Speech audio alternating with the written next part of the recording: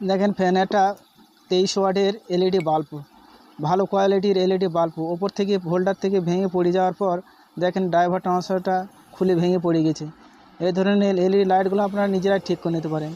দেখেন fan driver transfer তার দোকানে ভালো করে সোল্ডার করে একটু বড় করে নিতে হবে, যেহেতু গোড়ায় থেকে ছিঁড়ে পড়ে গেছে। আপনারা এভাবে ঠিক করে নিতে পারেন।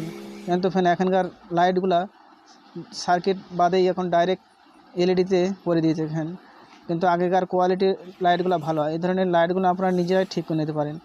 দেখেন ফ্যান আমি যেভাবে করে করলাম আপনারা এভাবে ঠিক করে নেবেন, লাইটগুলো ঠিক হয়ে যাবে।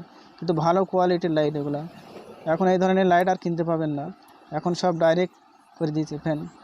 এভাবে করে আপনারা নিজেরাই লাইটগুলো ঠিক করে নিতে পারেন, ভালো কোয়ালিটির লাইট। ভিডিও দেখে যদি ভালো লাগে শেয়ার করে সবাইকে দেখার সুযোগ করে দেবেন। ভালো কোয়ালিটির লাইট, দেখেন লাইটটা ওকে হয়ে গেল।